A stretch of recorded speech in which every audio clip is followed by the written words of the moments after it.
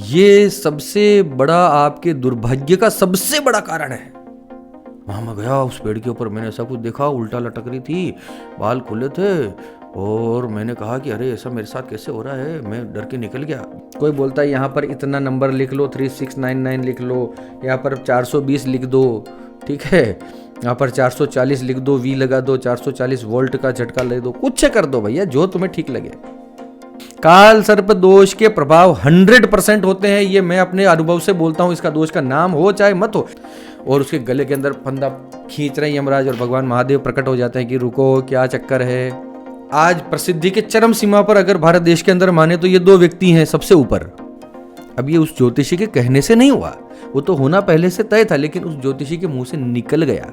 ये रिसर्च बोलता है कि 90% दुनिया में ऐसे लोग हैं जो अपनी पसंद का काम नहीं कर रहे हैं। कर्म ही सब कुछ है, कुछ नहीं होता, कोई भाग्य नहीं, अपने कर्म से सब कुछ बदल दो। जो भी कुछ होना है आपके और हमारे जीवन में वो होके रहेगा, कोई माई का लाल उसको बदल नहीं सकता। देखो, कईयों का इस तरीके का नेचर होता है जो सिर्फ अपनी ही बात मनवाना जानते हैं, उनको नहीं पसंद कि कोई उन्हें ज्ञान दे। मेरा प्रयास ये रहता है कि आपको वो बातें बताऊं जो आपने इंटरनेट पर या अपने आम जीवन में कहीं पर भी ना सुनी हो, ना देखी हो।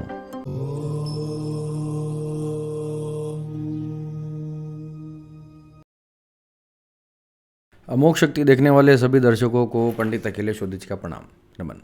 ज्योतिष विद्या, क्या ये सत्य है, असत्य है, या इसके पीछे का क्या विज्ञान है, मेरा स्टैंड क्या है इसके ऊपर।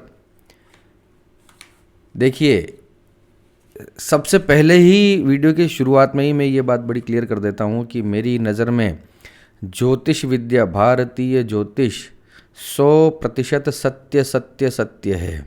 इसमें कहीं कोई संदेह रखना ही नहीं। ज्योतिष विद्या सत्य है, मैंने ये कहा है पूरे वीडियो में, आप समझ के चलना। मैंने ये नहीं कहा कि ज्योतिषी ठीक होते हैं, कि इस पर भी बात रहेगी। विद्या कभी गलत नहीं होती। देखो, 2 + 2 कितने होते हैं? 4। अब आप उसको हाथ से जोड़ो, कैलकुलेटर से जोड़ो, या ऑब्जेक्ट्स को लेके जोड़ो, 2 और 2 4 ही होंगे। अब गिनने वाला 2 और 2 5 कर दे या 3 कर दे तो ये गिनने वाले की गलती है, गणित की गलती नहीं है, गणित का दोष नहीं है। खूब लंबी चर्चा रहेगी, ज्योतिष पर भी बात करेंगे, जो तंत्र मंत्र नहीं मानते उन पर भी बात करेंगे। अच्छा खासा आपको इस वीडियो में आपको समझने को मिलेगा। देखिए, मेरा प्रयास ये रहता है कि आपको वो बातें बताऊं जो आपने इंटरनेट पर या अपने आम जीवन में कहीं पर भी ना सुनी हो, ना देखी हो।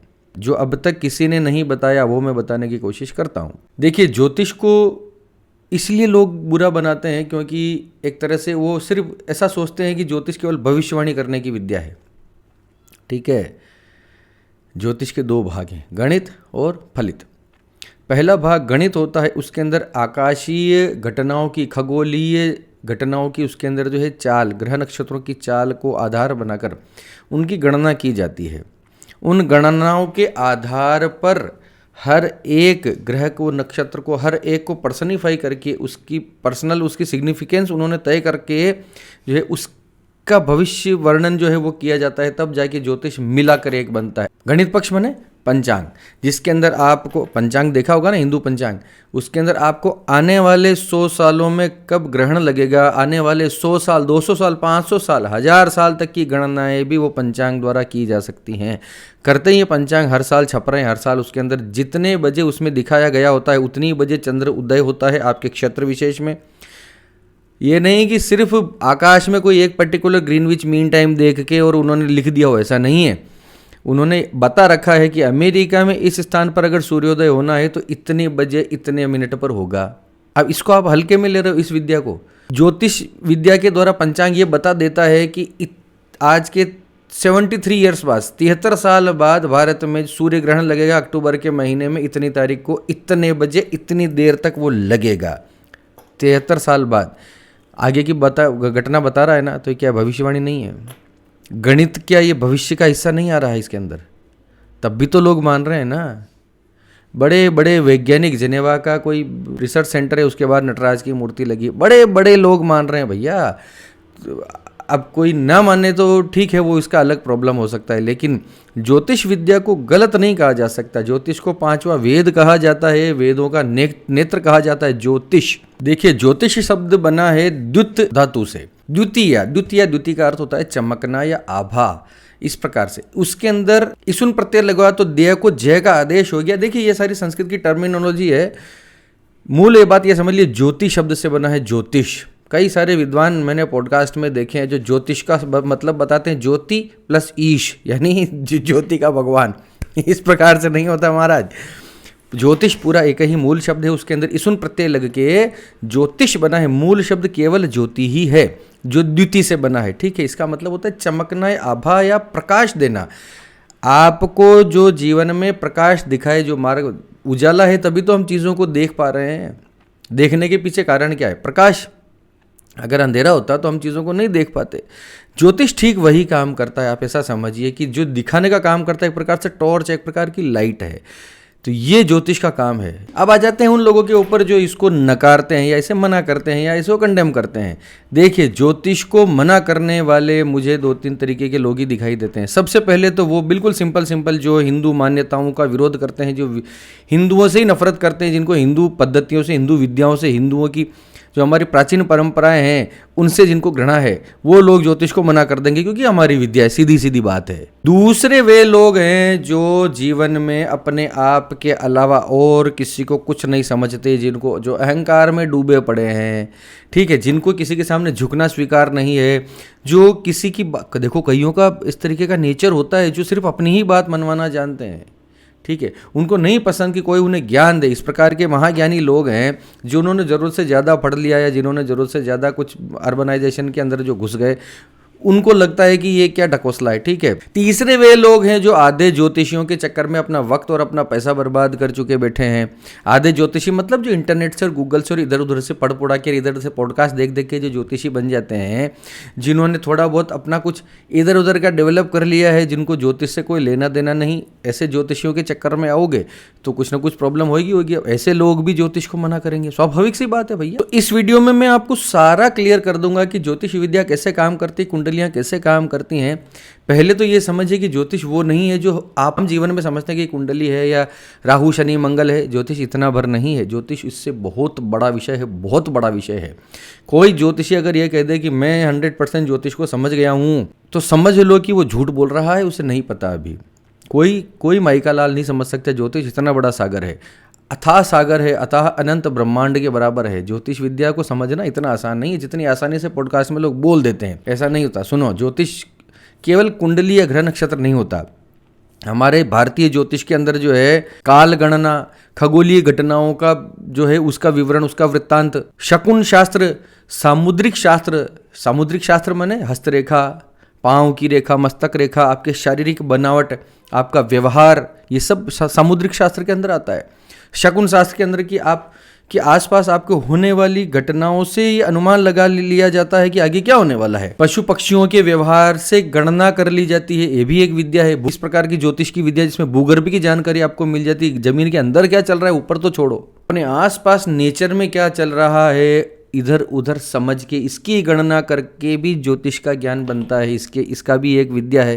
तो चलिए अब ज्योतिष को डिकोड करने की कोशिश करते हैं कि जो एस्ट्रोलॉजी या इस प्रकार से जो हम समझते हैं वो काम कैसे करती है। देखो, एक बात तो अपने दिमाग में आप बिठा के चलो, जो भी कुछ होना है आपके और हमारे जीवन में वो होके रहेगा। तो कोई माइका लाल उसको बदल नहीं सकता, लेकिन उसका स्वरूप बदला जा सकता है और उसका ज्ञान ज्योतिष के द्वारा हमें पता लग सकता है। जो भी कुछ हमारे जीवन में होना लिखा है वो उसी समय पे, उसी सेकंड पे, उसी पल में होगा। कितना होगा ये हमारे प्रारब्ध का नियम डिसाइड करेगा। देखो, हम 3 प्रकार के कर्मों से जुड़े हैं, प्रारब्ध, संचित, क्रियमाण, ठीक है।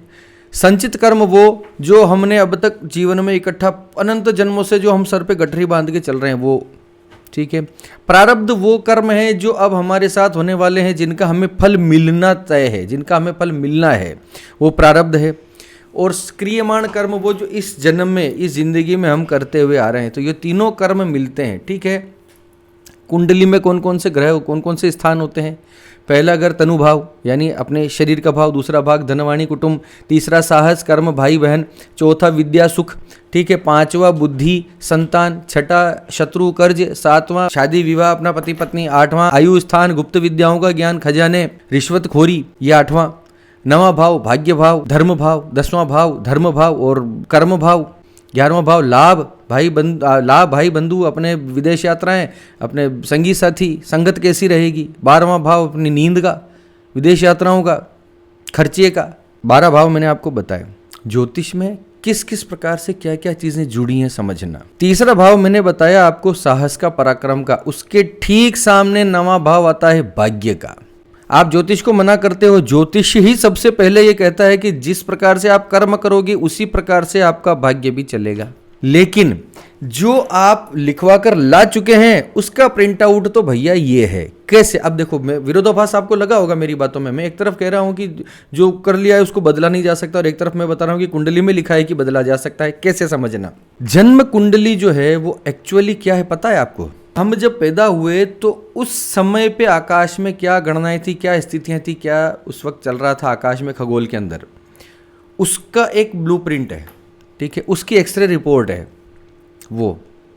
अब मुझे ये बताइए कि वो प्रिंट कैसे तय करेगी कि हमारा आगे आने वाला जीवन कैसा होगा, जबकि हमने तो जीवन स्टार्ट ही नहीं किया, अभी हमने तो काम करना ही शुरू नहीं किया। यही बात मैं समझा रहा हूँ। ज्योतिष विद्या जो है हमारे पिछले जन्मों के सारे क्रियाकलापों का कच्चा चिट्ठा है कि आपने महाराज अब तक ये आप करके आ चुके हो, और इसके अनुसार ये आपके साथ होने की संभावनाएं हैं। लेकिन अगर आपके अंदर विवेक है, अगर आपके अंदर इसको समझने की क्षमता है, अगर आप इसको देखते हुए अपना जीवन में कर्म आगे करते रहेंगे तो इसका फल बदल भी सकता है। अभी मैंने एक बार तो कहा कि बदला नहीं जा सकता, और अभी मैंने बोल दिया कि बदल सकते हैं। कैसे? समझाता हूं, सुनो। बदला जा सकता है। माता पार्वती जब पैदा हुई तो उनकी कुंडली देखने के लिए नारद जी आए। नारद जी ने मैना, जो माता पार्वती की माता जी हैं, उनको कहा कि ये तो और तो सब ठीक है इस लड़की का, लेकिन इसको दूल्हा बड़ा अजीब मिलेगा, इसके शादी में इसकी समस्या है, विवाह स्थान इसका गड़बड़ है, 7वां स्थान। तो मैंने ने पूछा क्या हुआ महाराज? अब नारद जी जो सबसे बड़े ज्योतिषियों में जिनकी गणना की जाती है, नारद जी, गणपति जी, उन्होंने कहा इसका पति का प्रॉब्लम रहेगा, नंगा रहेगा, भांग गांजे पिएगा, भूत प्रेत के साथ रहेगा, सांपों की माला लटकाए घूमेगा, ऐसे ही वन में रहेगा, जिसके बाप का पता ना माँ का, ऐसा पति लिखा है। अब घर में कलेश चालू हो गया। जैसे जैसे पार्वती बड़ी हुई उसे भी पता चला कि इस प्रकार से नारद जी बता गए। नारद जी आते जाते रहते थे, फैमिली ज्योतिषी थे। पार्वती ने जो है भगवान शिव की उपासना प्रारंभ की। कई ग्रंथों में लिखा है कि 12,000 वर्षों तक की, कई ग्रंथों में लिखा है 60,000 वर्षों तक की।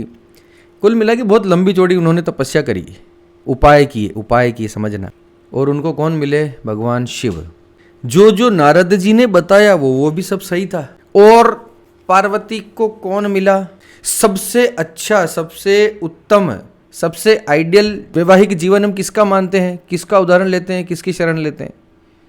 माता पार्वती और भगवान शंकर की। सबसे ज्यादा रोमांटिक है भगवान शिव। तंत्र में जो माता पार्वती के साथ उनके विहार का जब आप वर्णन पढ़ें और देखें तो आपका दिमाग चकरा जाएगा। आदर्श पति, आदर्श पिता, आदर्श नेता, आदर्श लीडर, उनमें क्या नहीं है शिव के अंदर? दोनों बातें सही निकली ना। जो कुंडली बोल रही थी वो भी ठीक था, लेकिन उन्होंने अपने कर्म से, अपनी तपस्या से मोल्ड कर दिया। अब आप समझो कि बदलना और मोल्ड करना ये दो चीजें हैं। तो ज्योतिष में जो भी गणनाएं आपके साथ लिखी हुई हैं वो मोल्ड की जा सकती हैं, ये मैं दावे के साथ बोलता हूं। आपकी कुंडली में चाहे जो लिखा हो, आपको जिसने जितना डराया हो, लेकिन उसको मोल्ड किया जा सकता है। हाँ, ये है कि उसको ठीक ठीक समझना पड़ता है, ठीक ठीक। अब देखो, कुंडली में 12 भाव होते हैं, 9 ग्रह होते हैं। अगर भाग्य ही सब कुछ होता तो कर्म का भाव क्यों बनाता? 10वां भाव कर्म का, तीसरा भाग साहस पराक्रम का, ये कुंडली में ये भाव क्यों होते? इनका स्थान ही क्यों होता? और अगर कर्म ही सब कुछ होता है, जैसा कि आजकल के लोगों को लगता है कि कर्म ही सब कुछ है, कुछ नहीं होता, कोई भाग्य वाग्य नहीं, अपने कर्म से सब कुछ बदल दो, तो बदल दो। कितने बदल रहे? कितने मजदूरों ने बदल दिया? अगर इस प्रकार से कर्म ही सब कुछ होता मेरे भैया, तो दुनिया में इतनी गरीबी नहीं होती, इतने मजदूर नहीं होते, सब रईस अमीर होते, सब लग्जरियस लाइफ जी रहे होते।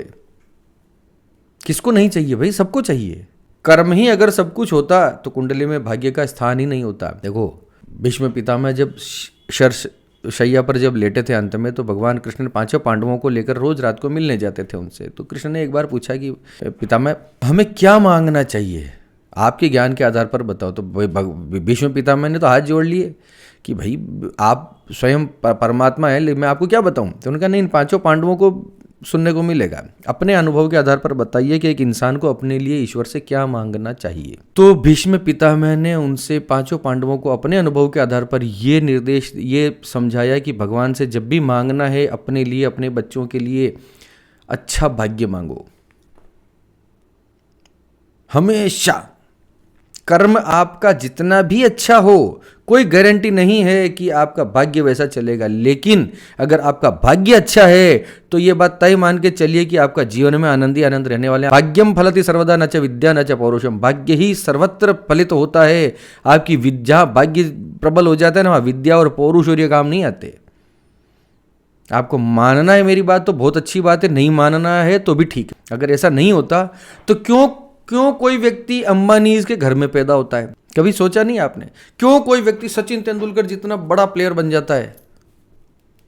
उसके आसपास तो कोई नहीं है। महानायक अमिताभ बच्चन जिसको बोला जा रहा है, क्यों कुछ लोग इतने बड़े होते हैं और क्यों कुछ लोग नितांत गरीब होते हैं जबकि दिन भर मेहनत कर रहे हैं? मेहनत तो वो भी कर रहे हैं, बहुत पढ़े लिखे, एमए पास, बीए पास और ऐसे इंजीनियरिंग किए हुए लोगों को जो है हम मेहनत करते हुए देखते हैं। बड़ी पढ़ाइयाँ करे हुए लोग भी मेहनत मजदूरी करते हुए मिल जाएंगे इस देश के अंदर, इस दुनिया के अंदर। भाई कहाँ है आप? इसके अंदर क्या फैक्टर जो है काम कर रहा है? भाग्य का। आप भाग्य को नहीं नकार सकते।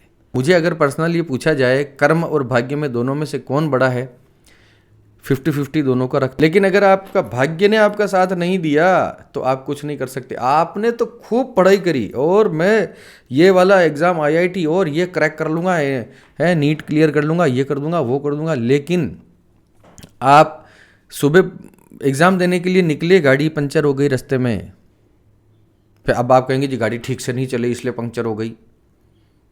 अरे भैया रोज़ तो नहीं हो रही ना, इसी दिन क्यों हुई? रोज़ भी तो वैसे ही गाड़ी चला के ही जा रहे थे। आपका बहुत ज़रूरी कोई काम अटका हुआ है और वो काम करने के लिए घर से बाहर आप निकलते हैं और उस दिन आपको अचानक से कुछ ना कुछ जो है, कुछ ना कुछ उसके अंदर व्यवधान आने लगते हैं। तो कोई जानबूझ के आप ही कर रहे हैं क्या ये काम? आपका खुद अपना काम बिगाड़ता है क्या इंसान? लेकिन ऐसा हो जाता है। आपके भाग्य में वो चीज़ नहीं होगी तो नहीं मिलेगी। आप रो लो, पढ़ लो, कुछ कर लो, मर खप जाओ, और जो चीज़ लिखी हुई होती है वो होता है। आप चाहे उससे कितना दूर भागने की कोशिश करो। कितने लोग हैं इस दुनिया में जो अपनी पसंद का काम कर रहे हैं? 90% ऐसे लोग हैं दुनिया के अंदर। ये रिसर्च बोलता है कि 90% दुनिया में ऐसे लोग हैं जो अपनी पसंद का काम नहीं कर रहे हैं। उन जो अपनी ही जीवन से, जिन्हें ये लगता है कि यार मैं क्या कर रहा हूँ, क्योंकि उनको भाग्य लेकर गया। चाहता तो हर कोई अपनी पसंद का काम करना ही है, हर किसी के इंटरेस्ट अलग है, हर कोई अपने मन मुताबिक जीवन जीना चाहता है, लेकिन जी पा रहा है क्या? क्योंकि हमारे पिछले जन्म के कर्म हमारा इस जन्म में के कर्मों के साथ मिलकर एक ऐसा कॉकटेल, ऐसी खिचड़ी बना रहे हैं कि जिनको क्रॉस करने का जो है उससे बाहर निकलने में हमारा जीवन खत्म हो जाता है। फिर ज्योतिषियों की बात करें, मैंने अभी बताया कि जो आपके जीवन में होना है वो तो उसी समय पे, उसी क्षण पे होगा, उसको कोई बदल नहीं सकता। फिर आप बोलते हैं जी उन ज्योतिषियों ने तो कहा था ऐसा होगा और हमारे साथ हो गया। अब समझो, ईश्वर जिस ज्योतिषी को क्रेडिट देना चाहता है उसके मुंह से निकलवा देगा। काम तो भैया तुम्हारा जिस समय पे होना है उसी समय पे हुआ, उसी समय पे होना तय बात है। लेकिन जिस ज्योतिषी का तपस्या है, जिस ज्योतिषी की ईमानदारी है, जिसका अध्ययन है, जिसकी रिसर्च है, जिसकी नीयत है, उसको अगर भगवान क्रेडिट देना चाहेगा तो उसके मुंह से निकलवा देगा कि आपका ये काम इतनी तारीख को हो जाएगा, जाओ। अब ये उस ज्योतिषी के कहने से नहीं हुआ, वो तो होना पहले से तय था, लेकिन उस ज्योतिषी के मुंह से निकल गया। क्रेडिट उसे मिलना था, उसका भी तो अपना कुंडली, अपना भाग्य है, अपने कर्म है। अब ज्योतिष का थोड़ा सा मैं इसको डिकोड करने का प्रयास कर रहा हूँ कि एक्चुअली काम कैसे करता है। ऐसे नहीं करता जैसे लोग बताते हैं कि यहाँ पे 4-5 इस पे अक्षर लिख दो कुछ और ये ऐसा हो जाएगा। इतनी सी देखो यार, उपाय पे हम बात करेंगे, अंत में मैं आऊँगा इन सारी बातों पे कि उपाय कैसे काम करते हैं, हमें कितनी मेहनत करनी चाहिए, नहीं करनी चाहिए, कर्म को किस प्रकार से किया जाए कि ज्योतिष की विद्या को हम सच माने और इसका फलित हमें दिखाई दे। अभी मैंने बताया कि ज्योतिष प्रकाश का काम करती है, हमें दिखाने का काम करती है। कैसे? बारिश होती है, अब होने वाली बारिश को आप रोक सकते हो क्या? नहीं रोक सकता ना। लेकिन क्या किया जा सकता है?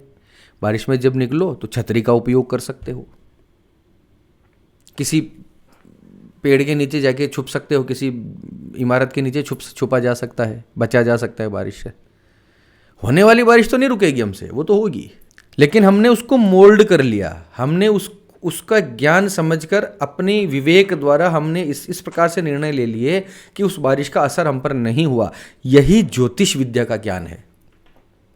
आपको पता लग जाएगा कि इस तरीके से चीज़ें होने वाली हैं। अब आपने पहले से ही उसका थोड़ा सा ख्याल कर लिया, पहले से उसके उपाय कर लिए, तो उसने आपको इतना प्रभाव ही नहीं डाला। होना तो तय था, वो तो हुआ। और दुनिया की हर धर्म में, हर संस्कृति में, हर मान्यता के अंदर ज्योतिष का एक विशेष स्थान है। आप नहीं मानते हैं तो बहुत अच्छी बात है, उससे क्या ही फर्क पड़ता है। दुनिया के बड़े बड़े खिलाड़ी, उद्योगपति, नेता, अभिनेता, बड़े बड़े टाइकून्स, बड़े बड़े लोग जो आपकी कल्पना में भी नहीं आते, ऐसे ऐसे लोग भी ज्योतिषियों को, तांत्रिकों को, मांत्रिकों को, पूजा पाठ को, रिचुअल्स को, इनको मानते हैं। बड़े बड़े साइंटिस्ट मानते हैं, बड़े बड़े साइंटिस्ट मुहूर्त देखते हैं, बड़े बड़े डॉक्टर्स मुहूर्त देखते हैं। मैंने देखा है अपने जीवन में, मेरे क्लाइंट से कुछ तो मंत्र तंत्र पूजा पाठ ये तो मानते ही मानते हैं, इनका तो रेशियो बहुत ही बड़ा है। लेकिन एक बहुत बड़ा वर्ग ऐसे लोगों का है, बड़े बड़े लोगों का, बड़े बड़े ज्ञानियों का, आधुनिक शिक्षा प्राप्त लोगों का, जो ज्योतिष विद्या को, एस्ट्रोलॉजी को फॉलो करते हैं, अपने जीवन में बताते नहीं है, डिस्क्लोज नहीं करते हैं दुनिया के सामने। उनका एक अपना और आता है, उनकी अपनी एक चीज़ें होती हैं। आप किसको फॉलो करते हो, क्या करते हो, ये लोग नहीं बताते, लेकिन बड़े बड़े लोग फॉलो करते हैं। ऐसे लोगों का अपना पर्सनल ज्योतिषी होता है, पर्सनल एस्ट्रोलॉजर होता है, पर्सनल मांत्रिक तांत्रिक अनुष्ठान करता, पर्सनल पुरोहित होते हैं ऐसे लोगों के। पता है आपको, देखना, रिसर्च करना, पता चलेगा, क्योंकि मैं इस फील्ड में हूं, मुझे पता है। अब क्या इतने बड़े लोग बेवकूफ़ हैं, इतनी पढ़ाई करके वो मूर्ख हैं जो इस प्रकार की विद्याओं के पीछे भागेंगे? अरे भैया, उन्होंने कोई प्रभाव देखा होगा। ज्योतिष के चमत्कारों से तो हमारा इतिहास भरा पड़ा है। कोई आप और हम नए नहीं है इसको जानने समझने बैठे, और आप इसको नकार दो तो उससे कोई फर्क नहीं पड़ने वाला। सनातन काल से इसके चमत्कार देखे हुए जा रहे हैं। अनंतों बार होने वाली घटनाओं का लोगों ने बता दिया है पहले से, ये होगा। नास्त्रेदमस का नाम तो सब जानते हैं, कोई गणना वगैरह भी नहीं थी, इंट्यूशन थे, बता देता था। उसको भी तो फॉलो कर रहे हैं ना लोग, इतना बड़ा, अरे नास्त्रेदमस नास्त्रेदमस नास्त्रेदमस। कुछ तो था ना, भविष्य गणना की उनका कुछ तो, कोई तो उनका विज्ञान था, कोई तो उनकी विद्या थी उसके अंदर, इंट्यूशन आते थे या कुछ भी। हालांकि इंट्यूशन ही आते थे, वो खुद ये बोलते हैं। इंट्यूशन भी कहीं ना कहीं जाके देखो, दुनिया, ये जीवन जो है ना, मैथमेटिक्स से आप मान के चलिए, गणित है सब कुछ। हर चीज़ का कोई तरीका होता है, कोई प्रोसेस होता है, किसी प्रोसेस से गुजर कर, उससे ढल कर ही आप किसी न किसी नतीजे पर पहुंचते हैं। इंट्यूशन आने का भी कोई ना कोई गणित है। हमारे पिछले जन्म से ले लो, या इसी जन्म से हमारी पिट्यूटराइन ग्लैंड जो है उससे रिलेटेड कुछ मान लो, या आज्ञा चक्र से मान लो, थ्योरी जो उठा के ले लो, कहीं ना कहीं जाके ऐसा हवा में कुछ नहीं होता। हर चीज़ के पीछे कोई ना कोई कारण तो होता ही है। नास्त्रेदमस ने कैसे इस प्रकार की भविष्यवाणी की, उसके पीछे कोई ना कोई एक मेथड है। हो सकता है उन्हें खुद ना पता चला, वो बोल रहे हैं मुझे इंट्यूशन आते हैं, लेकिन इंट्यूशन कैसे आया, कैसे, उस कैसे का जवाब जो है उसमें कोई ना कोई रिसर्च तो होगी, कोई ना कोई गणना तो है उसके अंदर। लेकिन उनको मान रहे हैं सब, विदेशी हैं तो सब मान रहे हैं। वैदिक ज्योतिष का नाम सुनते तो ऐसे बिदकते लोग जैसे अरे बाप रे, कुछ जैसे सारा गड़बड़ जो है अभी आजकल के ज्योतिषियों ने ये उत्पात मचा रखा है, उपद्रव मचा रखा है। अजीब अजीब भविष्यवाणियाँ, अजीब अजीब मतलब बकवास किए जा रहे हैं, पता नहीं क्या उपायों के नाम पे, और कुछ का कुछ बोले जा रहे हैं। ये हो जाएगा तो ऐसे हो जाएगा, वो हो जाएगा तो वैसे हो जाएगा। नरेंद्र मोदी जी के बारे में भविष्यवाणियां चल रही हैं, इनकी कुंडली में ये लिखा है, भारत की कुंडली निकल गई। महाराज, मुझे तो यही नहीं समझ में आता कि भारत देश की काहे की कुंडली। भारत देश का जन्म कब हुआ? लोग बताते हैं 15 अगस्त 1947 को। भारत देश का जन्म 15 अगस्त 1947 को हुआ था। उससे पहले क्या था यहाँ पे? उससे पहले भारत नहीं था। अरे किस प्रकार से आप लोग रिसर्च करते हो, मेरी समझ नहीं आता। फिर उठपटांग न्यूज़ चैनल्स पे आकर उठपटांग भविष्यवाणियां कर रहे हैं, उस भारत देश की 15 अगस्त की कुंडली को देख का जन्म समय बता रहे हैं उसका, और उसके अनुसार फिर वो गलत होते हैं, फिर लोग ज्योतिषियों पे हंसते हैं। किसी देश की कुंडली बनाने में बहुत सोच विचार कर काम करना चाहिए, आगे बढ़ना चाहिए। देश वो नहीं है जो आप समझते हो, हाड़ मांस का मनुष्य नहीं है। ज्योतिष देखने की विद्या है जिसके द्वारा देखा जा सके। चलो देश की कुंडली बनानी है तो उसका जन्म कब हुआ, एक्चुअल जन्म, तब की कुंडली लेकर आओ। बड़े बड़े उद्योगपति नरेंद्र मोदी जी की कुंडली बना रहे हैं साहब। अरे भैया, कर्म का, तपस्या का ये अलग से एक भाव निर्धारित है, उसके अनुसार बहुत बड़ी रिसर्च होती है। उन्होंने अपने पिछले जन्मों में क्या कर्म किए थे। कई लोग तपस्वी ऐसे होते हैं जिनकी कुंडली कुछ बोल रही होती है, लेकिन उनका भाग्य कुछ और बोल रहा होता है। योगी जी को देख लो, मोदी जी को देख लो, चाय बेची किसी ने अपना घर बार छोड़ दिया, संन्यास धारण कर लिया, लेकिन आज प्रसिद्धि के चरम सीमा पर अगर भारत देश के अंदर माने तो ये दो व्यक्ति हैं सबसे ऊपर सामाजिक जीवन में, जो बिल्कुल जब सबसे नीचे से जिन्होंने जो स्टार्ट करके निकले हैं। अभी आप इनकी कुंडलियां देखोगे तो देखोगे अरे इसमें तो ये भी, मोदी जी की कुंडली पर अपन डिस्कस करते हैं। एक व्यक्ति ज्योतिषी ने उनको देखकर बता दिया होगा उनकी माता जी को कि अरे इस लड़के के तो बड़ा दुख है, बहुत काम करना पड़ेगा इसको, तो इसके जीवन में आराम नहीं है, शादी का सुख नहीं है ही नहीं, बहुत गरीबी में समय निकलेगा बचपन में। तीनों बातें सही हैं, लेकिन अब क्या चल रहा है देखो, ज्योतिष ऐसे काम करता है। अब लोग बोलते हैं कि नरेंद्र मोदी, मैंने उस मुद्दे पर वापस आ जाता हूं, किसी भी व्यक्ति की कुंडली पर विश्लेषण करना ये थोड़ा सा है ना पर्टिकुलर बात है। कैसे? ज्योतिष का कुछ सिद्धांत है जो मैं फॉलो करता हूं, जो हम लोग फॉलो करते हैं, जो हमें गुरु परंपरा से मिले हैं। बिना पूछे एक तो किसी को कुछ बताना नहीं। जब मुझसे जिसकी कुंडली के बारे में प्रश्न किया जाएगा तभी मैं उसका उत्तर दूंगा, नहीं तो चाहे जो हो जाए, धरती यहां से वहां हो जाए, हम नहीं बोलेंगे। ये हमारा नियम है। सूर्यास्त के बाद हम कुंडली नहीं देखते, चाहे फिर कुछ हो जाए। उपाय करने होंगे कर लेंगे, लक्षणों के आधार पर देख के कि अरे यार अच्छा ऐसा चल रहा है, चलो फिर ऐसा, अभी ऐसा करो, अभी ये काम कर लो। कुंडली लेके नहीं बैठूंगा। तो दो नियम तो हमारे पक्के हैं। पहला नियम ज्योतिष का सब पर लागू होता है कि जब तक आपसे पूछा न जाए तब तक आप किसी के बारे में भविष्यवाणी न करें। ये सभी ज्योतिषियों के लिए मेरा एक निवेदन मैं करता हूं कि सब लोग ज्योतिषी इसको ध्यान से सुन लें। बिना पूछे जब आप किसी कुंडली का विवेचन विश्लेषण करते हैं, लोगों के सामने बताते हैं कि मैं कहता हूं इनकी कुंडली में ऐसा लिखा है, हो जाएगा। अरे उन्होंने पूछा आपसे आके? सलमान खान ने पूछा कि उनकी मौत कब होगी? नरेंद्र मोदी जी ने पूछा कि मैं कब गद्दी छोड़ रहा हूं, कि छोड़ूंगा कि नहीं छोड़ूंगा, मेरी कुंडली देके बताओ महाराज। अरे क्यों लगे पड़े हो बिना वजह? ये आत्मश्लाघा करने का एक प्रयास है, स्वयं का महिमा मंडन करने के प्रयास होते हैं, अपने आप को प्रचारित करने के एक तरीके हैं, इससे ज़्यादा कुछ नहीं। मेरे चैनल पे मैं कभी नहीं बोलता कि इस प्रकार से इनकी भविष्यवाणी ये है और इनका ये होगा उनका। मैं क्यों बोलूँ भाई? मुझसे पूछा किसी ने? जिस व्यक्ति की कुंडली होती है वो लेके आए मेरे पास, या उसका खून का सगा संबंधी, या कोई व्यक्ति मुझसे पूछे कि महाराज इनका क्या होगा ये बताओ, तो सबसे पहले तो मैं ये चेक करूंगा कि उनका जन्म समय, जन्म स्थान, जन्म दिनांक सही है कि नहीं है। ये भी हवा में चल रहा है। नरेंद्र मोदी जी की कुंडली धड़ल्ले से चल रही है। उनकी माताजी से पूछ के आए क्या आप लोग? इंटरनेट पे तो कुछ भी अवेलेबल हो जाता है भाई। स्कूल में कोई भी तारीख लिखवा दी गई होगी, वो लिख दी। मुझे नहीं पता उनका असल क्या है अब, और ये भी सही है कि नहीं, हो सकता है सही हो, लेकिन एक मैं बात बता रहा हूं, ज्योतिष विद्या जन्म समय, जन्म स्थान, कौन से शहर में जन्म हुआ, यानी उसका लॉन्गिट्यूड लेटीट्यूड लेना पड़ता है, अक्षांश देशांतर लेना पड़ता है उस स्थान का, और जन्म दिनांक, उसकी तारीख क्या है, अंग्रेजी तीनों।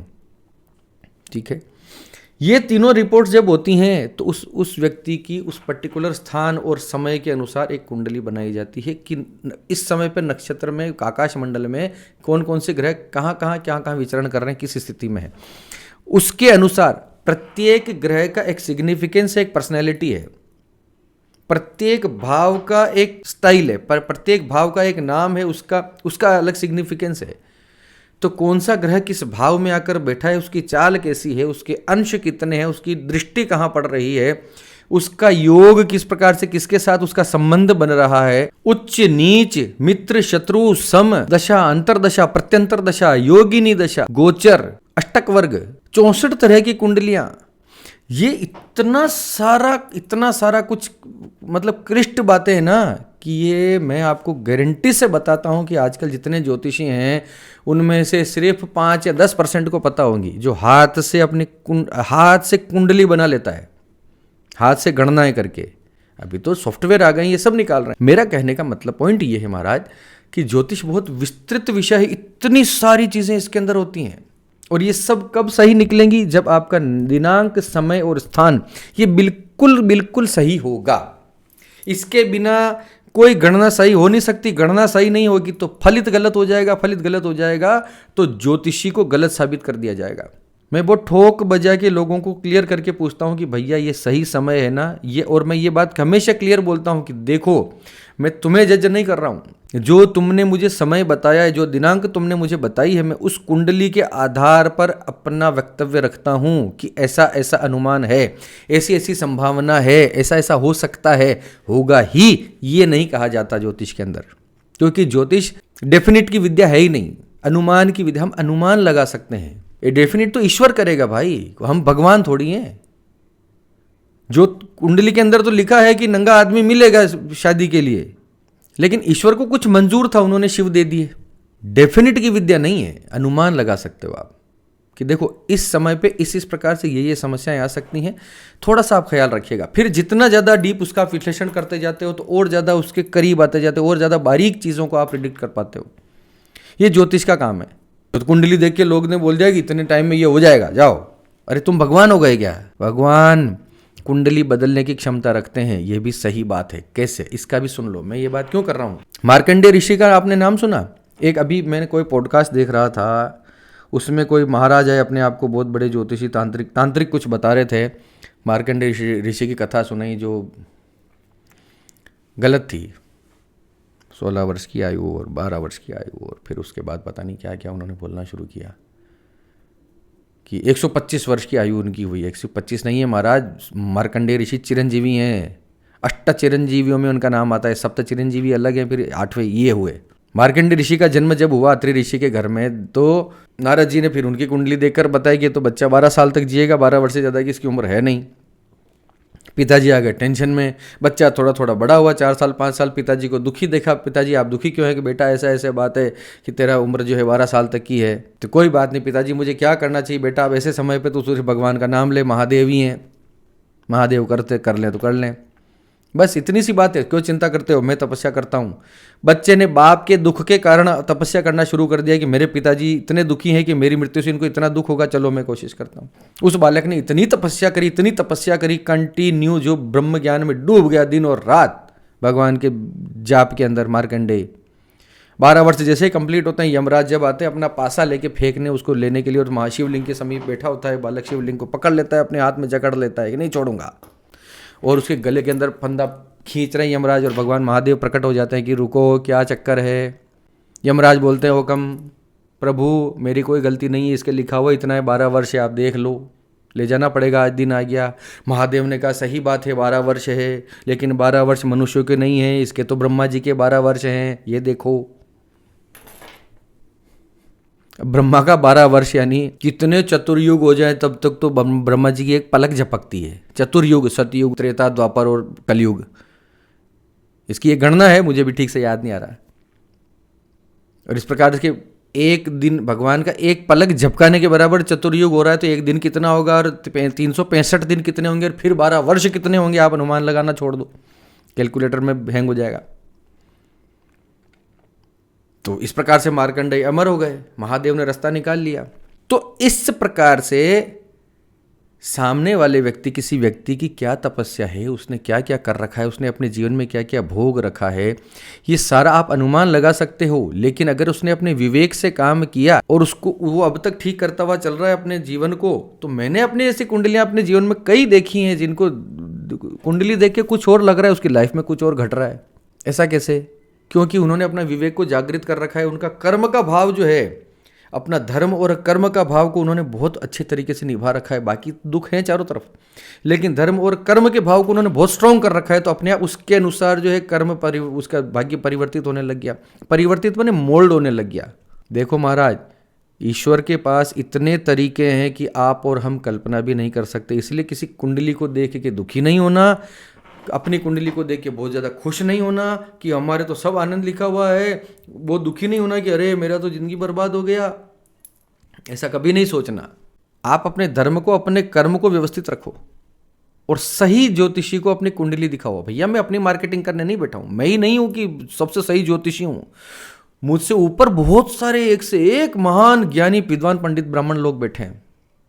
ढूंढना तो पड़ेगा, जिसको जितना ज्ञान है उतनी बात वो करेगा। मैं फिर बोलता हूं, ये बात नहीं कह सकते कि ज्योतिष विद्या गलत है। ज्योतिष विद्या तो कोई गलत होने का प्रश्न ही नहीं पैदा होता महाराज। विद्या कैसे गलत हो जाएगी? हाँ, उसमें इवोल्यूशन होते हैं, उसमें खंडन हो सकते हैं, सिद्धांतों के खंडन किए जा सकते हैं, आगे बढ़ी जा सकती। अब इसी के ऊपर मैं एक चीज और बताता हूँ, काल सर्प योग। देखो बातें निकल रही हैं, देखो। और ये पूरा जो है ना, मैं अपना वीडियो बनाता हूँ, मैं इसको एक तरह से सोलो कास्ट बोलता हूँ। ये पॉडकास्ट नहीं है, सोलो कास्ट है। कुछ इस तरीके की चीज़ें, प्रश्न आते हैं और उसी के हम उस पर हम आपस में चर्चा ही कर रहे हैं, ये समझ लो। पॉडकास्ट में भी तो एक मेहमान आके जो अपना ज्ञान बताता ही है ना, कुछ उसको जितना पता होता है। तो ये सोलो कास्ट है, मैं ही प्रश्न कर रहा हूँ, मैं ही उसके उत्तर दे रहा हूँ वापस। अब आजकल एक ट्रेंड चल गया है काल सर्प की पूजा करवाने का और ये सब। फिर उसमें कई लोग बोलते हैं कि काल सर्प दोष तो है ही नहीं, ये तो झूठा है, ये तो लिखा ही नहीं हुआ किसी शास्त्र में, किसी ग्रंथ में। ठीक बात है, मैं इस बात से बिल्कुल सहमत हूं कि काल सर्प योग नाम का कोई दोष हमारे किसी प्राचीन ज्योतिषीय ग्रंथ के अंदर नहीं लिखा, यह मैं मानता हूं। तो क्या ये सिद्धांत ही गलत हो गया? न्यूटन ने जो सिद्धांत दिए थे, बाद में जाके कई सिद्धांतों का खंडन हो गया। तो इसका मतलब नहीं, न्यूटन तो पहले आया तो साहब न्यूटन ने जो बोल दिया वही सही है, बात खत्म कर दो यहीं पे। ऐसा नहीं होता है। विद्या, ज्ञान इवोल्व होने का नाम है। लगातार इसमें चीज़ें चेंज होती है, समय काल परिस्थिति देश काल के अनुसार इसके अंदर परिवर्तन आते हैं, नए नए लोग आते हैं, नए नए शोध करते हैं। वरना अब तक इतनी PhDs क्यों हो रही होती, इतना रिसर्च, डेटा रिसर्च, इतनी सारी चीज़ें क्यों लोग इकट्ठा कर रहे हैं? है तो सही, हर चीज़ के ज्ञान की, हर ज्ञान की, हर विषय की हमारे पास पुस्तक उपलब्ध है, हर विषय का ज्ञान हमारे पास उपलब्ध है। अब नया क्यों दौड़ लगा रहे हो इतनी सारी? मत करो। काल सर्प दोष के प्रभाव 100% होते हैं, ये मैं अपने अनुभव से बोलता हूं। इसका दोष का नाम हो चाहे मत हो, काल सर्प मत दो, मल सर्प दे दो, ताल सर्प दे दो, कोई कुछ और नाम दे दो भैया, उससे क्या ही फर्क पड़ता है? काल सर्प के नाम से जो है लोगों को पागल बनाया जा रहा है, मूर्ख नहीं बनाया जा रहा है। काल सर्प दोष होता है, जिनकी कुंडली में है उनकी स्थितियां पूछो जाके। काल सर्प दोष इतनी मेहनत करवाता है जिसकी हद नहीं, और उसका फल देने में है कि इंसान के पसीने छूट जाते हैं, तड़पता है वो कि मिल क्यों नहीं रहा। सिर्फ अपना ज्ञान बताने के लिए किसी ग्रंथ में तो नहीं लिखा। अरे हाँ भैया, नहीं लिखा ग्रंथ में, उन्हीं ग्रंथों पे चिपक के चलो आगे। ऐसा थोड़ी होता है, इवॉल्व होती है भैया विद्याएं, आगे से आगे जो है उसका परिष्कृत होती है। विद्याओं का ये नाम है, ये सिद्धांत। इस प्रकार से पुराने सिद्धांत खंडित होते हैं, नए सिद्धांत आते हैं, नई चीजें आती हैं। वरना अब तक बैलगाड़ी में ही चल रहे होते। विद्याएं अगर परिष्कृत नहीं होती तो अभी तक बैलगाड़ी में ही सफर कर रहे होते ना। बसें, ट्रेनें, कारें, रॉकेट और ये सब कहाँ से आते हैं, हवाई जहाज और ये सब। कई लोग, कई ज्योतिषी इसको छायाग्रह मानते हैं तो इसको मना कर देते हैं, ये तो छायाग्रह, ये क्या उखाड़ लेगा। फिर ऐसे ही लोग बोलते हैं कि राहु, आज के जमाने में राहु सबसे महान ग्रह है, वही करोड़पति बना। अरे भैया, छायाग्रह है ना, आपने तो छायाग्रह मान रखा है ना इसको, तो फिर आप क्यों बोलते हो कि ये करोड़पति बना देगा? और जब छाया है, जब दुखी नहीं कर सकती तो सुखी कैसे कर देगी? मतलब अजीब बातें चल रही हैं, अजीब पैराडॉक्सेस चल रहे हैं। मैं आपको अपनी जानकारी से, आप तो मोटा मोटी समझ लो महाराज, काल सर्प दोष होता है। इसके नाम अगर किसी ने ये बनाया है 1970s में, कोई पंडित थे, उन्होंने इसका जो है इजाद किया था। उन्होंने एक अपना रिसर्च किया, अपना डेवलपमेंट किया कि इस तरीके से ये अगर ये गणना है। जब मैं देखूँ, सर्प दोष नाम की एक चीज़ होती है, वो तो मैंने भी पढ़ी है, काल सर्प मैंने नहीं पढ़ा, लेकिन ये होता है, कुंडली में दिखता है, इसके प्रभाव नजर आते हैं। राहु को नाग मानते हैं, ये तो सब मानते हैं, नाग का मुख है, और केतु जी उसका धड़ है, पूंछ समेत। राहु इधर आ गया, केतु इधर आ गया, यानी पूरा राहु और केतु ने एक सर्कल बना रखा है, उसी के अंदर सारे ग्रह अगर हैं। ये मुंह है राहु का, और ये पूंछ है। तो मुंह से इसके बीच में अगर सारे ग्रह आ गए तो एक तरह से उसको ग्रस ही रहे हैं ना। अब इन्होंने, किसी पंडित ने, किसी विद्वान ने अगर इस प्रकार की थ्योरी निकाली तो इसमें प्रॉब्लम क्या है? आप करके देख लो, आप समझ के देख लो कि व्यावहारिकता में ये होता है कि नहीं होता। होता है तो ठीक है, लागू होता है। अब जब ये आ गया तो उसकी पूजा की पद्धतियां भी आ गई, लोगों ने रिसर्च किया कि इसको कैसे ठीक किया जा सकता है, और लोगों को प्रभाव भी होते हैं। ठीक से किया जाए। देखो महाराज, जन्म कुंडली हो और उसके उपाय हो, दोनों चीज़ों में मैं एक बात बड़ी स्पष्ट कहता ही हूँ, जन्म समय, जन्म स्थान, जन्म दिनांक बिल्कुल सही होना चाहिए, तो आपकी गणनाएं सही निकलेगी। फिर आते हैं उपाय की बात। उपायों में उपाय करने वाला व्यक्ति, बिल्कुल उसकी नीयत साफ होनी चाहिए, और करने का, उपाय करने का ढंग सही होना चाहिए, बिल्कुल सुसंस्कृत होना चाहिए, बिल्कुल हमारे ग्रंथों के आधार पर होना, शास्त्रीय होना चाहिए, तो ही दोनों चीज़ें ठीक होंगी। दोनों में से कुछ भी गड़बड़े तो काम नहीं होंगे, फिर ज्योतिष विद्या को लोग गलत समझते हैं। चलो, उपाय का टॉपिक चढ़ा है, थोड़ी बात उपाय पे भी कर लेते हैं। मेरी नज़र में, और जो हमारे शास्त्र कहते हैं, मंत्र, मणि, महौषधि, ये 3 प्रकार के उपाय काम करते हैं ज्योतिष विद्या में या आपके जीवन में। मेरी तरफ से मैं इसमें एक चीज़ और जोड़ता हूँ, थोड़ा सा कर्म। कर्म के साथ मंत्र, यानी मंत्र जाप हुआ, स्तोत्र पाठ हुआ, पूजा पाठ हुआ, ये सब मंत्र में आ गया। आप कितने रिलीजियस हो, रिलीजियस प्रैक्टिसेस, रिलीजियस रिचुअल्स कितने फॉलो करते हो, ये सारा मंत्र में आ गया। ठीक। मणि मतलब रत्न, किसी तरीके का यंत्र, ताबीज़, मणियाँ ये काम करती हैं। आप इस भुलावे में मत रहिएगा कि एक छोटा सा रत्न है तो ये कितना काम करेगा, इससे क्या होगा। मैं ये नहीं कहता कि इससे कोई चमत्कार हो जाएगा, चमत्कार भी होते हुए देखे हैं रत्नों से हमने, ठीक है। रत्न की क्वालिटी क्या थी, उसकी योग क्या चल रहे थे, उसकी दशाएं कौन सी थी, उसका कुंडली के अंदर कौन सा ग्रह योगकारी था, उसके आधार पर रत्न धारण करवाया गया उस समय पर निश्चित मुहूर्त के ऊपर, तो असर करते हैं। फिर होते हैं महौषधि, यानी औषधि, किसी प्रकार की दवा, जड़ी बूटी, ये सब चीज़ें। 3 चीज़ों का ग्रंथ जो में उल्लेख है कि मणि मंत्र महौषधि के द्वारा आप अपने जीवन को ठीक कर सकते हैं। ये उपाय हैं तीनों। इसके बाद जो कुछ भी हैं वो आप अपने अनुभव से करके देख लो भैया, उसके बारे में मैं कुछ नहीं बोलता। कोई बोलता है यहाँ पर इतना नंबर लिख लो, 3699 लिख लो, यहाँ पर 420 लिख दो, ठीक है, यहाँ पर 440 लिख दो, वी लगा दो, 440 वोल्ट का झटका ले दो, कुछ कर दो भैया, जो तुम्हें ठीक लगे।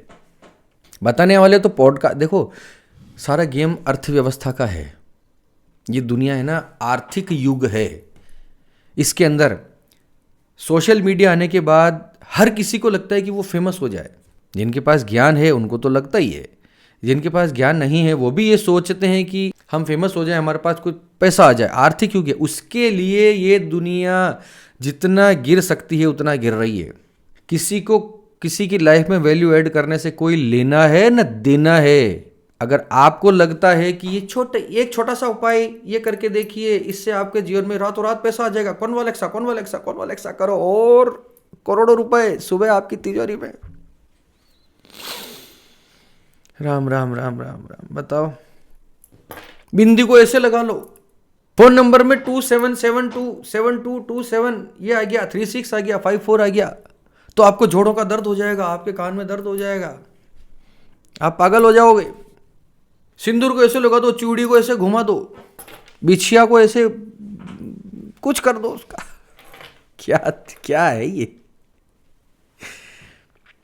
इसकी पर्ची बना के अपने सिर के नीचे रख लो, तकिए के नीचे रख लो। क्या लिखा है देखो। ये सब चीजें जो है ना, मैं इनको गलत नहीं बोलता हूं, ये आती हैं पाश्चात्य ज्योतिष से, ये चीजें आती हैं, ठीक है। ज्यादातर इनमें से ज्यादातर चीजें आपको बताए कोई नहीं बताएगा, मैं बता रहा हूं। चीनी फेंगशुई है, इटालियन है, स्पेनिश है, जर्मन एस्ट्रोलॉजी जो है ना, इटली में भी ज्योतिष बड़ी फेमस है, चाइना में भी बड़ा चलती है, अमेरिका में भी है ना। तो हर देश का अपना अपना एस्ट्रोलॉजी का उनका एक सिस्टम है। उनके उपाय उनके देश काल परिस्थिति के अनुसार होते हैं, हमारे उपाय हमारे देश काल परिस्थिति के अनुसार होते हैं। हमारे पास देवताओं का कंसेप्ट है, उनके मंत्र हैं, हम इनको यूज कर सकते हैं। कन्वालेक्सा, आपको अर्थ ही नहीं पता इसका, समझ में आ रहा है और आप कन्वालेक्सा कुछ कर रहे हैं, ऐसा क्या हो जाएगा उससे। किसी का हुआ हो तो बता देना कमेंट में भैया कि मेरे पास आ गए 2 करोड़ रुपए। देखो मैंने बताया ना, आर्थिक युग है।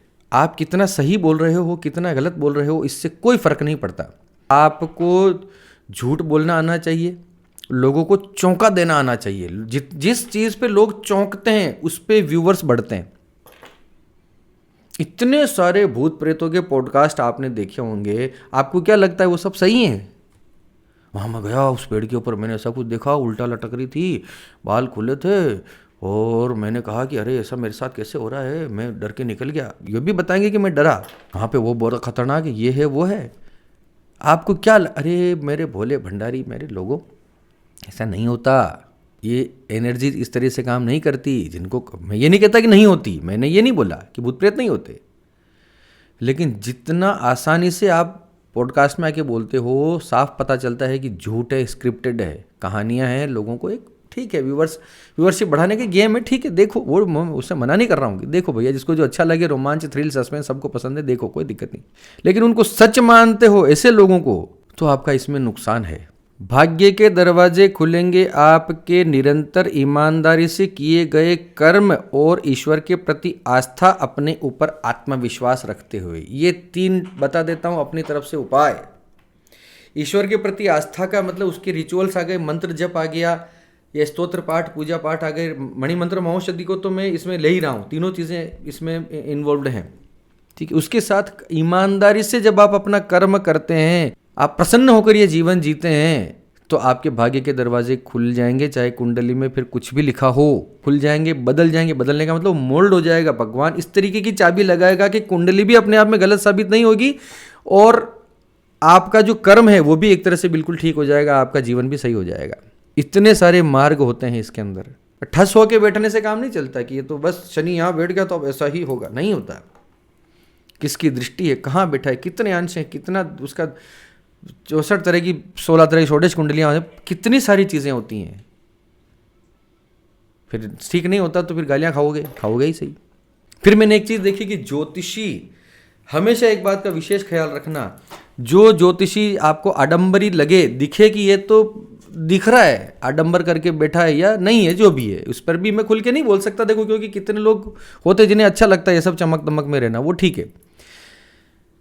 ज्योतिषी वही सफल है जिसने अपने नियमों का ठीक ठीक पालन किया, जिसकी नीयत सही हो, जो पैसे के पीछे नहीं भाग रहा है, और जिसका अपना खुद का कोई ना कोई तप है, उसका अपना कोई इष्ट है, अपनी कोई ऊर्जा है, अपने जिसके माथे पर उसके गुरु जी का आशीर्वाद है, और जो अपने तपस्या नित्य निरंतर नियम से करता हो, जिसको अपने पूजा पाठ नहीं कर रहे हैं, जिसको खुद कोई मेहनत नहीं करनी और उसी मेहनत से लोगों को कमा के खाना है, तो वो ज्योतिषी सफल नहीं होगा, नहीं होगा, नहीं होगा। कुछ कर लो उठा के।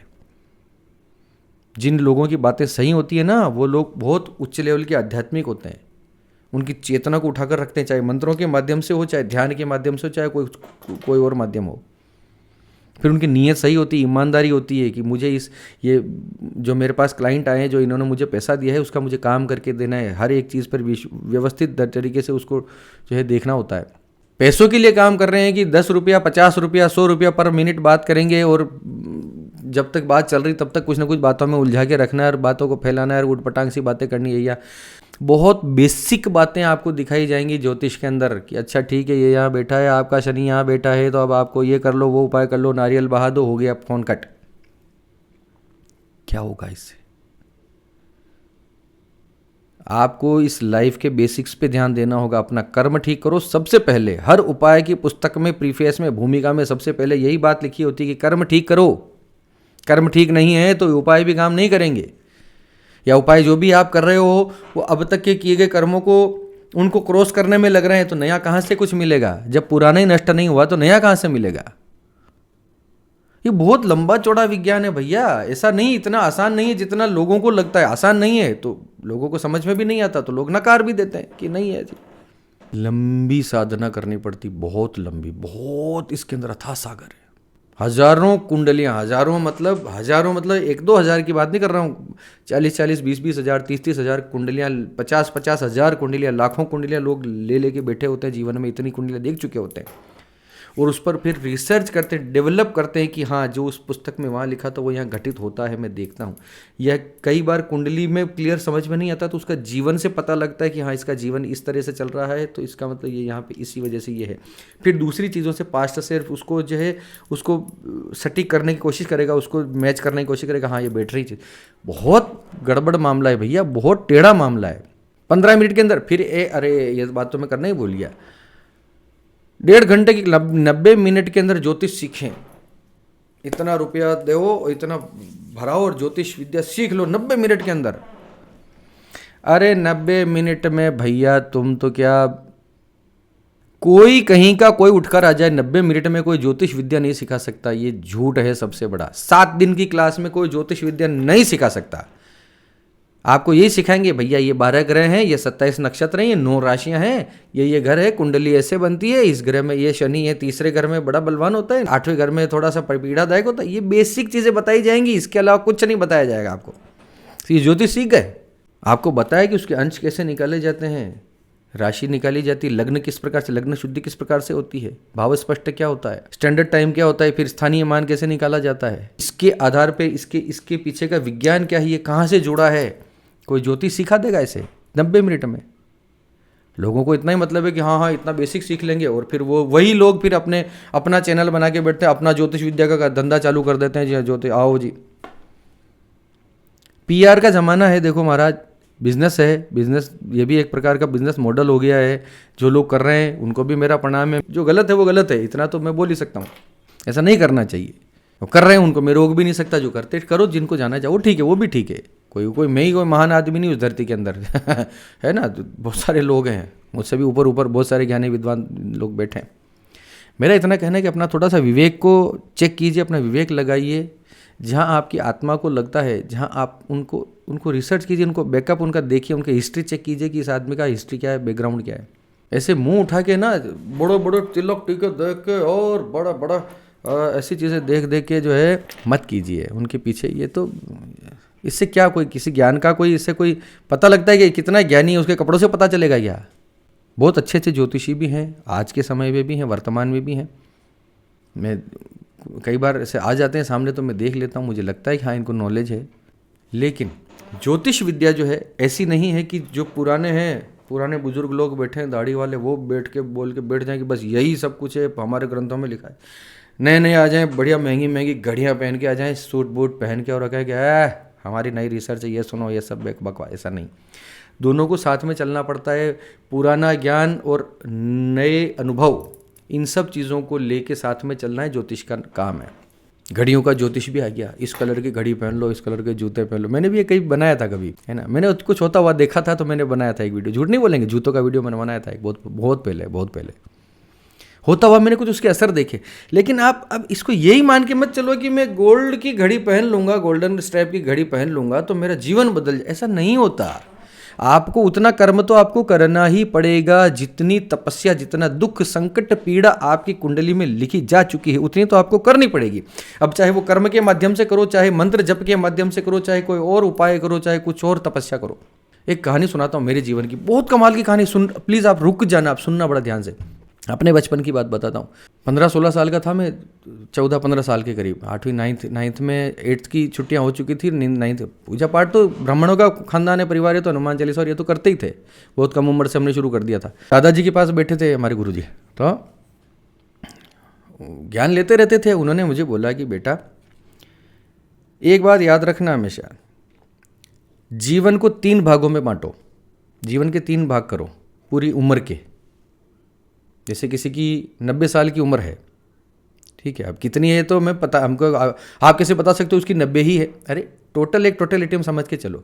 माना कि किसी कोई 90 साल तक कोई मनुष्य जीता है, उसको जीना है, तो उसके 3 पार्ट करो, 30-30-30, ठीक है।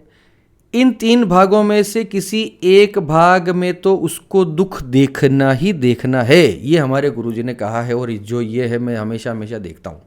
अब वो एक भाग लगातार चले या टुकड़ों टुकड़ों में चले, 30 के 3 टुकड़े कर दिए 90 साल की उम्र के, 10 भाग इस 30 में से आ गया, 5 भाग इस 30 में से आ गया, 15 भाग लास्ट वाले 30 में से आ गया। यानी उसको 1/3 हिस्सा अपने जीवन का, 33% जीवन समय में उसको दुख देखना ही देखना है। ये तय बात है। आप चाहे कुछ कर लो, उठा के कर लो कुछ, किस तरह का दुख होगा वो एक अलग है, या है वो धीरे धीरे करके होगा, जो भी होगा इतना % ही दुख आपको जीवन में देखना है। अब मुझे ये बोला, मैं 14-15 साल का बालक, मैंने कहा बाबूजी हम बोलते थे हमारे गुरुजी को, मैंने कहा बाबूजी मेरे जीवन में तो कोई दुख ही नहीं है, अभी तक तो मेरे को दुख आया नहीं, अब मेरा क्या होगा? मैं तो डर गया। मैंने कहा क्योंकि मैं तो दूरदर्शी आदमी हूँ थोड़ा सा, तो अब मैं क्या करूँ, मेरे को दुख आ नहीं रहा तो क्या, अब कहाँ से दुख देखूँ? आगे जाके फिर मुझे तो दुख आएगा, इसका मतलब 33% दुख तो देखना है आपने जैसा कहा। उन्होंने कहा हाँ बेटा ये तो तय बात है, तो क्या करना चाहिए? तब उन्होंने मुझे जो है मंत्र की दीक्षा दी और मंत्र बताया, और फिर हम अनुष्ठान करने लगे। और इस प्रकार से, ऐसा कहना उचित नहीं है, देखो कितना करना है, कौन कितना किया है वो नहीं है, लेकिन 10 घंटे 11 घंटे एक ही बैठक में बैठे हैं। सुबह से 3:30 बजे का उठना होता है और 4:30 5 बजे से हम बैठते थे। दिन के 12 बज रहे हैं, 11 बज रहे हैं, 1 बज रहे हैं, बैठे एक आसन में बैठकर जप चल रहा है, अनुष्ठान चल रहे हैं, पुरस्चरण चल रहे हैं। क्योंकि धुन लग गई क्योंकि दादाजी ने कहा भैया ये बेटा ये भी तो दुख है एक प्रकार का, करके देखो। जिन्हें लगता है कि मंत्र पूजा पाठ पूजा ये क्या है, ढोंग है, ये है वो है, तो करके देख लो। सुबह 8 बजे से बैठो, शाम को 4 बजे तक जप करो लगातार एक आसन में बैठ के माला के साथ। अरे भैया अपना जब काम करते हो ना, मोबाइल भी देख लेते हो, कुछ कर लेते हो, बहुत सारी चीज़ इधर उधर फाकालोजी कर ली, चुटकलेबाजी कर ली, जोकबाजी कर ली, घूम लिए फिर लिए, टप्पे मार लिए, ये सब एक ही आसन पर बैठकर अपने जीवन को इस प्रकार से गुजार के देखो, कितनी तकलीफ होती, कितनी पीड़ा होती है। वो भी तो एक प्रकार का कष्ट है। आपने अपने जीवन में मिलने वाले दुख तकलीफ को इसमें रोटेट कर दिया, ऐसा समझो, इसमें मोल्ड कर दिया। ये हमारे दादाजी का कहना था। निकल गया एक बहुत लंबा समय, फिर इसमें चलते रहे, फिर आदत लग गई, फिर इसमें आनंद भी आने लग गया, भगवान की तरफ से कष्ट भी हो गया, कष्ट में आनंद भी हो गया, आनंद के साथ ज्ञान भी हो गया, उससे कितना कुछ पा लिया। दुख पीड़ा तो था ना, लेकिन उसको हमने मोल्ड कर लिया। और उसी दिन से 14-15 साल की उम्र तक तो सब आनंद था, लेकिन उसी समय से हमारे दुख पीड़ा के योग भी शुरू होने थे। जो 33% जो मुझे भोगना था वो 33% शुरू हो गया, और मुझे ऐसा लगता है कि 33% मैंने भोग भाग के फिर आगे निकले हम। फिर 32वें वर्ष में जाके जो है, फिर आगे जाके 32-33वें वर्ष में जाके फिर चीज़ें ठीक ठाक वापस इस जीवन में आए। उससे संन्यास तो उससे पहले भोग लिया सारा। कोई महिमा मंडन नहीं कर रहा हूँ महाराज अपना, लेकिन एक बात बता रहा हूँ आपको कि पीड़ा तो जो है वो तो है, लेकिन आप उसको कैसे मोल्ड कर रहे हो, आप कैसा उसको कर रहे हो, उसके पीछे ये मंत्र जप और इसके पीछे ये विज्ञान है, फिर तरंगे और ये सब तो है ही सही। तो मैं आपको यही कह रहा था कि अपने पुरुषार्थ से, अपने कर्म से, अपनी पूजा से, अपनी आस्था से, अपने विश्वासों से, अपने आप के ऊपर विश्वास से, अपने इष्ट के ऊपर विश्वास से आप जीवन में निरंतर आगे बढ़िए। करते रहेंगे तो हो भी जाएगा। हाथ के ऊपर आप सिर पे ऐसे धीरे धीरे से आप ऐसे खुजाना शुरू करो। अभी शुरुआत में कुछ नहीं होएगा, लेकिन लगातार 1 दिन 2 दिन 5 दिन 10 दिन 1 साल 2 साल लगातार ये करोगे तो ये छेद हो जाएगा, इसके आर पार हो जाएगा। उपायों को लोग इसी प्रकार से नहीं समझते हैं, उपायों को समझने में यहीं आके गलती करते हैं। उनको लगता है कि अब हमने एक पूजा करा ली, अब हमारा सब ठीक हो जाएगा। नहीं होता ऐसा। पुरुष चरणों की पुस्तकों में स्पष्ट लिखा है कि एक बार अगर ये पूजा सफल नहीं होती तो बार बार करो, 2 बार 3 बार करो, 4 बार करो, 5 बार करो। 5 बार में नहीं होती तो फिर उसे छोड़ दो, फिर कोई नया करो, क्योंकि वो लिखा ही नहीं है। लेकिन फिर भी मेरा ये मानना है कि एक काम को अगर आपने पकड़ लिया और उसके पीछे पड़ गए तो वो काम आपका होकर रहेगा। कुंडलियों को बदलना पड़ेगा आपके कर्म को देखते हुए, क्योंकि कुंडली में कर्म का भी एक अपना स्थान है, साहस पराक्रम का अपना स्थान है। उसको स्ट्रॉन्ग कर लोगे तो भाग्य उसके अनुसार बदलेगा। ये श्री कृष्ण ने कहा है। कर्म का अगर कोई महत्व ही नहीं होता तो भगवान श्री कृष्ण क्यों कर्म के बारे में इतना लंबा चौड़ा जो है 700 श्लोक बोलते अर्जुन के लिए? उसका अपना महत्व है। लेकिन कर्म को लोग ये समझते हैं कि मैं सिर्फ अपना काम कर रहा हूँ जो इतने से हो जाएगा। प्रभु के प्रति आस्था ये बहुत ज़रूरी है। बिना आस्था बिना विश्वास के आपके काम जिस प्रकार से होने चाहिए उस प्रकार से उतनी प्रसन्नता से नहीं होंगे। और ये नहीं कर सकते तो भटकते रहो, कभी कोई बाबा, कभी कोई पर्ची, कभी कुछ, कभी कोई ज्योतिषी, कभी कोई पंडा, कभी कोई तांत्रिक, इधर से उधर दुनिया में भरे पड़े हैं भैया। कहाँ कहाँ जाके भटकोगे? अपना एक इष्ट पकड़ लो, एक मंत्र पकड़ लो और उसके प्रति कर्म करते रहो। जम के कर्म भी जम के करो, जप भी जम के करो, ईमानदारी भी जम के रखो और निरंतर करो। आज नहीं कल, कल नहीं परसों, परसों नहीं तरसों, एक दिन छेद होगा। ये दावा है हमारा। फिर भी नहीं होता, कौन से दोष हैं, क्या है, इनका रिसर्च करने के लिए कोई ठीक सा एक ब्राह्मण देख लो, पंडित देख लो जिसको ज्योतिष का ज्ञान, उससे समझ लो कि भैया ये चीज़ें हैं, इस प्रकार से जीना पड़ेगा, इस तरीके से तुम्हें करना पड़ेगा। थोड़ा सा रास्ता, वो थोड़ा सा चीज़ को इधर से उठा के इधर रास्ता ये पलट देगा, भैया इधर चलने लग जाओ, बात खत्म। तो अब क्या करना चाहिए? अंत में अब छोटी सी बात और है मेरी, ये सबसे इंपॉर्टेंट पोर्शन है, ध्यान से सुनना। करना क्या चाहिए? क्या करें साहब बताओ?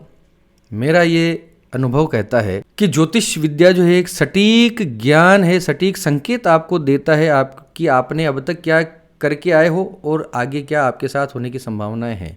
अनुमान संकेत आपको देता है। उपायों के नाम पर आप मंत्र जाप, साधना, उपासना, इस प्रकार के आप कर्म कर सकते हैं, जिनको मैं सबसे ज़्यादा मैं प्रमोट करता हूं अपने चैनल के ऊपर। ये आप कर सकते हो, इसी के द्वारा आप आगे बढ़ोगे तो आपका बहुत भला हो जाएगा। दूसरा, ईमानदारी से अपना कर्म करो यार। ईमानदार रहना पड़ेगा, अपने वैल्यूज़ पे चलना पड़ेगा। आपके अंदर दुष्टता है अंदर कहीं भी मोरालिटी को लेके, तो आपको परेशानी उठानी है, ये बात मान के चलिए, आज नहीं तो कल। आपका प्रत्येक कर्म आपके खाते में जुड़ रहा है। पहले इतने सारे वैसे भी जोड़ के आ चुके हो महाराज, अब और क्यों बुरे काम अपने खाते में जोड़ना? काम अच्छे करो, भगवान पे भरोसा करो, आगे बढ़ो। और कोई कहता है कि जी मैं तो मंत्र पाठ पूजा कुछ नहीं कर सकता, मैं तो कोई उपाय करूंगा ही नहीं, चाहे कुछ भी हो जाए, मेरे से होते ही नहीं। तो फिर ऐसा व्यक्ति नित्य निरंतर ईमानदारी से सिर्फ अपना कर्म करे, कर्म करे, कर्म करे, दिन रात उसके पीछे लग जाए। जैसे भूत चिपट जाता है वैसे भूत प्रेत की तरह चिपट जाओ अपने कर्म से, अपने लक्ष्य से, तो आज नहीं तो कल वो आपको सफलता मिलेगी ही मिलेगी। क्यों? क्योंकि ज्योतिष के अंदर भी एक ही दशा, एक ही ग्रह की दशा उम्र भर नहीं चलती। चंद्रमा 7 वर्ष के लिए आता है, मंगल 6 वर्ष के लिए आता है, शनि 19 वर्ष के लिए आता है, राहु 18 के लिए, गुरु 16 वर्ष के लिए आता है। ये ये इस प्रकार की दशाएं जब चलती हैं तो कभी न कभी तो वो खत्म होगी ना। बुरे ग्रह की दशा जाएगी तो अच्छे ग्रह की दशा अपने आप ही आएगी। 19 साल से ज़्यादा का संघर्ष कोई नहीं देखता। सबसे बड़ी लंबी दशा 19 राहु शनि की चलती है, तो 19 से ज़्यादा की दशा तो कोई बुरा समय नहीं देखता। कभी न कभी तो 19 वर्षों में तो उसका समय सुधर ही जाता है। अब आप कहेंगे जी इतना टाइम तक कौन वेट करेगा, तो फिर उसके अंदर मंत्र पाठ पूजा साधना कर लो, यही तरीका है। कुछ नहीं करोगे तो 19 वर्ष तो मैक्सिमम। एक बात बता रहा हूँ, इससे ज़्यादा का संघर्ष कोई नहीं करता भैया। कुछ नहीं करोगे तो ईमानदारी से अपना काम करो। जब अच्छा ग्रह के समय आएगा तो आपने इस 19 वर्षों में कितनी दुख तकलीफ पीड़ा देखी और उसमें भी कितने ईमानदार बने रहे, जीवन को सही रास्ते पर आपने चला के रखा, सत्य के ऊपर चले, सूद समेत सारी सफलता आपकी झोली में डाल देगा वो अच्छा ग्रह जब आएगा। तो ये मत सोचना कि इतने अच्छे रहते हुए भी हमें इतना दुख क्यों है, इतना अच्छा काम कर रहे हैं फिर भी दुखी हो रहे हैं। करते रहिए करते रहिए। जब अच्छा ग्रह की दशा जैसे ही आएगी, मेरा अप्रोच ये रहता है कि अभी आप दुखी हैं, जो मैं बताता हूँ वो उपाय कर लीजिए, करते रहिए, निरंतर करते रहिए। नहीं कर सके तो वापस मुझसे कांटेक्ट मत कीजिए। मैं इस प्रकार से भी वादे लेता हूँ लोगों से कि जो मैं बता रहा हूँ भैया वो करना। नहीं कर सकते तो 6 महीने बाद वापस आके मेरे प्राण मत पीना कि जी मैंने तो उपाय तो नहीं किया लेकिन अब वापस बताओ अब क्या करूँ। भैया वही करो, लगातार करो, झूम जाओ, उसके अंदर लग जाओ। क्योंकि जब अच्छे, मुझे पता है ना कि 2 साल 1.5 साल 5 साल बाद इसके अच्छा ग्रह आने वाला है, वो जब आएगा तो वो उसके वारे न्यारे कर देगा, क्योंकि अब तक आपने इतना बढ़िया स्टोर करके रखा है अपने पास। ये ज्योतिष इस प्रकार से काम करता है। और एक बड़ी इंपॉर्टेंट बात बताता हूँ यार, जीवन में ना किसी की बद्दुआ मत लो। ये सबसे बड़ा आपके दुर्भाग्य का सबसे बड़ा कारण है। अगर आपने किसी की बद्दुआ किसी की चल रही है आपके साथ, तो आपका भला हो ही नहीं सकता। आप फिर कितने अच्छे कर्म भी कर लो, भगवान का नाम भी ले लो, कुछ भी कर लो, ये बड़ी खराब चीज़ है। किसी का दिल नहीं दुखाना, ये मैंने देखा है ग्रहों को फेल होते हुए। ग्रह बहुत बढ़िया बोल रहे हैं, सब कुछ ताम झाम बोल रहे हैं, लेकिन या तो उसको किसी की बद्दुआ लग रही है या किसी की नज़र लग रही है। चलिए अंत में मैं फिर कहूंगा कि ज्योतिष विद्या बिल्कुल सही है। ज्योतिषी अपनी गणना में गलती कर सकता है, अपने फलित में गलती कर सकता है, लेकिन ज्योतिष विद्या बिल्कुल सत्य विद्या है। अच्छा ज्योतिषी मिले ज़रूर संपर्क करें, समझदारी से काम लें, ऊटपटांग उपायों में न पड़ें, ऊटपटांग टोटकेबाजी में न पड़ें। कुछ अनुभूत चीज़ें होती हैं जो गुरु द्वारा प्रदत्त होती हैं, वहाँ तक ठीक है, लेकिन कुछ भी उपायों के नाम पे कुछ भी उटपटांग किए जाने के पीछे और ये मत सोचिए कि उपाय इस प्रकार से काम करते हैं कि जीवन बदल जाएगा, एक ही रात में 1 करोड़ आ जाएंगे। ऐसा नहीं होता, ये तरीके गलत हैं काम करने के। एक सिस्टम होता है, एक प्रोसेस होता है। बीज लगाओगे धरती के अंदर तो उसको बड़ा होने में, उसको वापस फल देने में, उन फलों से बीज बनने में एक बहुत लंबा प्रोसेस लगता है, टाइम लगता है। हर चीज़ को पकने में समय लगता है। ज्योतिष समय को ही गिनने की ही विद्या। इसी प्रकार से आप सबको मंगल की कामना करता हुआ मैं पंडित अखिलेश आपसे विदा लेता हूँ। धन्यवाद। सर्वे भवन्तु सुखिनः।